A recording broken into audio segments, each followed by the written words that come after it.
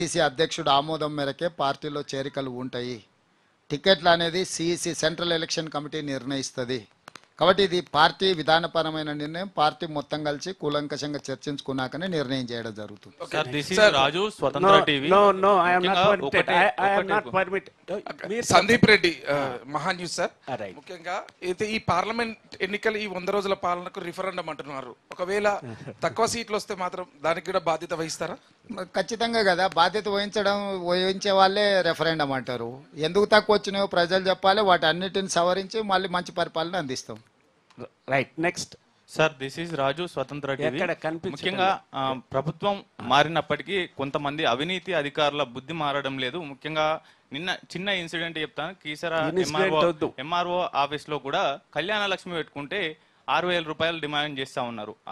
అధికారి పేరు చెప్పొచ్చో ఎందుకు ఏసీబీకి పట్టించు, నాకేం చెప్పక ఏసీబీ వాళ్ళకి చెప్పు. సంస్థ యాక్టివ్గా ఉన్నది.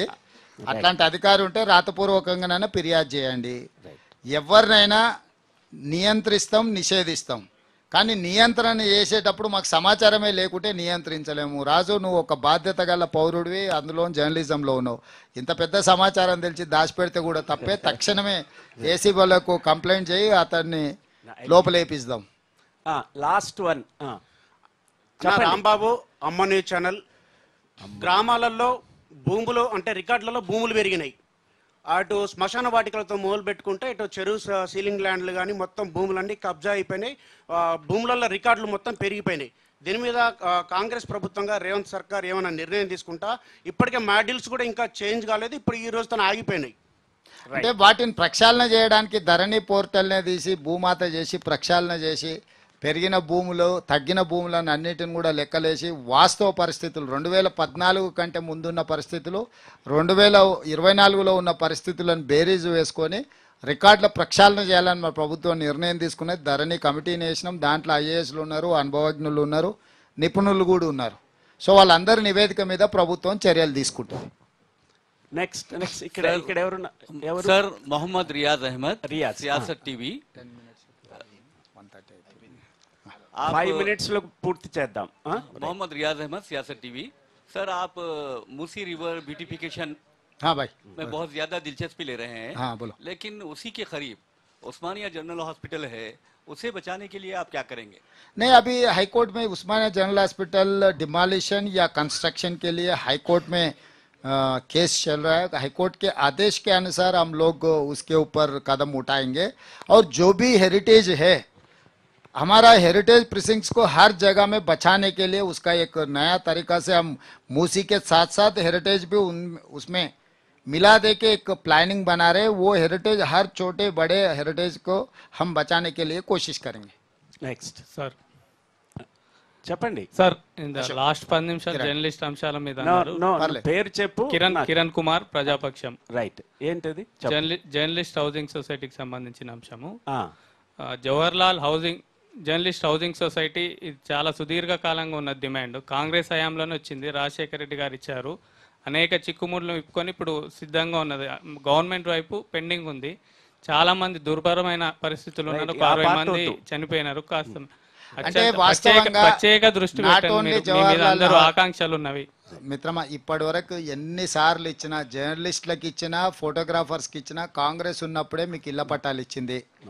రేపు భవిష్యత్తులో అయినా కాంగ్రెసే ఇస్తుంది. నేను ముందే మీకు స్పష్టంగా చెప్పిన, ప్రెస్ అకాడమీ చైర్మన్ను నియమిస్తాం. మీరు అతని దగ్గరికి వెళ్ళి ఒక జవహర్ నెహ్రూ సంఘమే కాకుండా ఇంకా చాలామంది కూడా ఉన్నారు, అంటే ఎలిజిబుల్ ఉన్న వాళ్ళని కూడా దృష్టిలో పెట్టుకొని నిర్ణయం తీసుకుంటే ఈ సమస్య పరిష్కరిస్తాం, మిగతా వాళ్ళ సమస్య పరిష్కరిస్తాం. మీరు సంఘాలన్నీ కూడా ప్రెస్ అకాడమీ చైర్మన్ గారి దగ్గరికి వెళ్ళండి, వారితోని సొసైటీతో మాట్లాడండి. వారితో మాట్లాడిన తర్వాత మాకు ఐఎన్పిఆర్ మినిస్టర్ ఉన్నారు, వారితో కూర్చోండి. వారు అన్ని తీసుకొచ్చి సమస్యలు వాటికి పరిష్కరించే సూచనలు తీసుకొని ముఖ్యమంత్రి కార్యాలయానికి వస్తే వాటిని పరిష్కరిస్తాం. అదేవిధంగా మీ హెల్త్ ఇన్సూరెన్స్ను కూడా పెండింగ్ ఉన్నది, కార్పొరేట్ హెల్త్ ఇన్సూరెన్స్, వాటిని కూడా సరైన విధంగా చర్యలు తీసుకుంటాం. నేను మీకు ఇచ్చే సూచన ఒకటే, అప్రాపరేట్ ప్లాట్ఫామ్ దగ్గరికి వెళ్ళకుండా నా దగ్గరకు వచ్చి ఎన్నిసార్లు చెప్పినా కూడా వినడం మంచిది, చూస్తా అని చెప్పడం తప్ప దానికి ఏం పరిష్కారం దొరకదు. ప్రెస్ అకాడమీ చైర్మన్ దగ్గరికి వెళ్ళండి, వారిని నేను ఆల్రెడీ రిక్వెస్ట్ చేసిన, వివిధ సంఘాలను అందరిని కూడా పిలవండి, కూర్చోబెట్టండి, మాట్లాడండి, వాళ్ళు లేవనెత్తుతున్న సమస్యలు ఏంటో తీసుకోండి. అదేవిధంగా మా ఏఎండ్పిఆర్ మినిస్టర్ కూడా నేను ఆదేశాలు ఇవ్వడం జరిగింది, అందరితో మాట్లాడి వాటిని పరిష్కారం చేసే సూచనలతో రండి అని. మీరు ఎంత తొందరగా వాళ్ళతో కూర్చొని మీ సమస్యలు దానికి పరిష్కారం రెండు మీరే తీసుకొని రావాలి. ఎందుకంటే దాని పరిష్కారం కూడా మీకు ఎక్కువ అవగాహన ఉంటుంది. అవి తీసుకొని వచ్చిన మరుక్షణం వాటిని పరిష్కరించే బాధ్యత ప్రభుత్వం తీసుకుంటుంది. No, sir. no, CM no, గారు. I am not allowing anything. Please. Vasanth photographer sir, శుభాకాంక్షలు. మీరు గత మైక్ తీసుకున్న వాళ్ళు ప్రభుత్వాల్లో- మాట్లాడండి. సార్ ఇటు మైక్ తీసుకున్న వాళ్ళు మాట్లాడండి. ఫోటోగ్రాఫర్స్ కి No, మిమ్మల్ని ఆపుతున్నాను. ఐఎన్పిఆర్ ద్వారా పేరు ఆగస్టు పేరు 19న పేరు పేరు వసంత్ ఫోటోగ్రాఫర్. ఫోటోగ్రాఫ్. ఐఎన్పిఆర్ ద్వారా ఆగస్ట్ 19th కి ఇంటర్నేషనల్ ఫోటోగ్రఫీ కాంపిటీషన్ చేసేవాళ్ళు. గత ప్రభుత్వాలు అన్నీ కూడా ఒక 10 సంవత్సరాలుగా లేదు, మళ్ళీ పునరుద్ధరించే అవకాశం ఉందా? ఇప్పుడే నా దృష్టికి వచ్చింది, ఉన్నట్టుగాని గత ప్రభుత్వం నిర్వహించలేదు అనేది. తప్పకుండా మా ఏఎన్పిఆర్ మంత్రి గారు చెప్తే, అదేవిధంగా అకాడమీ చైర్మన్ గారు కూడా ఇక్కడనే ఉన్నారు. ఇట్లాంటి మంచి సాంప్రదాయాలు ఏమున్నా కూడా పునరుద్ధరిస్తాము తప్పకుండా. వాటిని ప్రభుత్వం పరిగణలోకి తీసుకుంటుంది. జీవిత సాఫల్య పురస్కారాలు కూడా ఉన్నాయి no sir. No no don't take advantage please. CM గారు, కుమార్ సకాల్ పత్రిక ఇటు సార్, మీకు ముందుగా 100 రోజులు పూర్తి చేసుకున్నందుకు ఏం ఆరోపణలు లేకుండా పూర్తి చేసుకున్నందుకు కాంగ్రెస్. రైట్. ఇంకోటి అయితే మొన్నటిదాకా ఈ ఎంఐఎం అటుంటే అటు ఇటుంటే ఇటు గవర్నమెంట్, మీరు మళ్ళీ నిన్న పొత్తు ఏదో కలిసినట్టున్నది, మీ దిక్కుందా వాళ్ళ దిక్కున్నదా? ఓకే. అంటే మీరు ప్రభుత్వానికి పార్టీకి లింకు పెట్టకండి. ప్రభుత్వ కార్యక్రమాలలో ప్రజాప్రతినిధులందరినీ ప్రతి ప్రోగ్రాంలో కిషన్ రెడ్డి, రాజీవ్ గాంధీ గారి స్టాచ్యూ పెట్టాలని సెక్రటేరియట్ ముందల శిలాఫలకం మీద కూడా కిషన్ రెడ్డి కేంద్ర మంత్రి గారి పేరు పెట్టినాం. వారి స్థానిక పార్లమెంట్ సభ్యులు, కేంద్ర మంత్రి. ప్రభుత్వ అధికారిక కార్యక్రమాలలో అందరం పార్టిసిపేట్ చేస్తాము. మీరు హైదరాబాదులో పెట్టిన మెట్రో ప్రారంభోత్సవం కావచ్చు, నిన్న ఎల్బీ స్టేడియంలో పెట్టిన ఇఫ్తార్ విందు కావచ్చు, ఇవి ప్రభుత్వ అధికారిక కార్యక్రమాలు. అందులో అన్ని పార్టీలు కాదు, అది ప్రభుత్వ కార్యక్రమం. రాజకీయాలకు వచ్చినప్పుడు గాంధీ భవన్లోకి వచ్చి మేము కూర్చున్నా, దర్శలాం పోయి వాళ్ళతో మేము కూర్చున్నా, అప్పుడు రాజకీయ అంశాలు ప్రస్తావనకు వస్తాయి. ప్రభుత్వానికి అంటే గతంలో చేసిన వాళ్ళు ప్రభుత్వానికి పార్టీకి తేడా లేదు, పార్టీకి కుటుంబానికి తేడా లేదు అని ఏదైతే విధానం తెచ్చినో మాది అట్లా లేదు. కుటుంబం వేరు, పార్టీ వేరు, ప్రభుత్వం వేరు. ఈ కలగాపుల్గం అయిపోయిన గతంలో ఇప్పుడు సవరిస్తున్నాం. No please, I am not allowing. No close. ఇక్కడ ఒక రెండు క్వశ్చన్స్ వచ్చాయి. నేను I am not allowing. No I am not. Eshwar Reddy వస్తున్నాను నీకు చెప్పిన తర్వాత లాస్ట్ క్వశ్చన్ ఇది.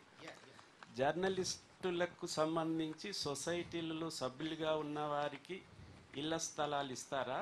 సొసైటీలకు సంబంధం లేని లోకల్ విలేకరులకు పరిస్థితి ఏమిటి? ఏమో, అది ఇప్పుడే ప్రశ్న వస్తుంది. మీరు అందరు కలిసి ఏం సూచన చేస్తారో దాని మీద చర్చించి ప్రభుత్వం అంటే ఇప్పుడు సొసైటీలో లేని వాళ్ళు జర్నలిస్టులు అంటే ఇప్పుడు చాలా రకరకాల సంస్థలు వచ్చినాయి. దానికి ఎంత సీనియారిటీ ఉండాలి, దానికి అసలు గుర్తింపు ఉండాలనా లేదా, గుర్తింపు ఉంటే ఎంత సీనియారిటీ ఉండాలి, ఇవన్నీ విధి విధానాలు మీరు ఫిక్సప్ చేయండి. ఎందుకంటే ఇప్పుడు ఇవాళ రేపు సోషల్ మీడియా ప్లాట్ఫామ్స్ వచ్చినాయి, డిజిటల్ ప్లాట్ఫామ్స్ వచ్చినాయి. ఎవరికి వాళ్ళు జర్నలిస్టులు మనం క్లెయిమ్ చేసుకుంటున్నారు. అంటే జర్నలిస్ట్గా వాళ్ళ గుర్తింపు ఏంది, గుర్తింపులో సీనియారిటీ ఎంత ఉండాలి, ఇవన్నీ కూడా సీనియర్ జర్నలిస్ట్గా 50 సంవత్సరాలు తెలంగాణలో అన్ని పరిణామాలు చూసిన వాళ్ళు మీలాంటి వాళ్ళు కొన్ని విధి విధానాలు ప్రభుత్వానికి సూచన చేయండి. దాంట్లో మేము ప్రభుత్వం అడాప్ట్ చేసుకున్నది ముందుకెళ్తాం. ఇంకొకటి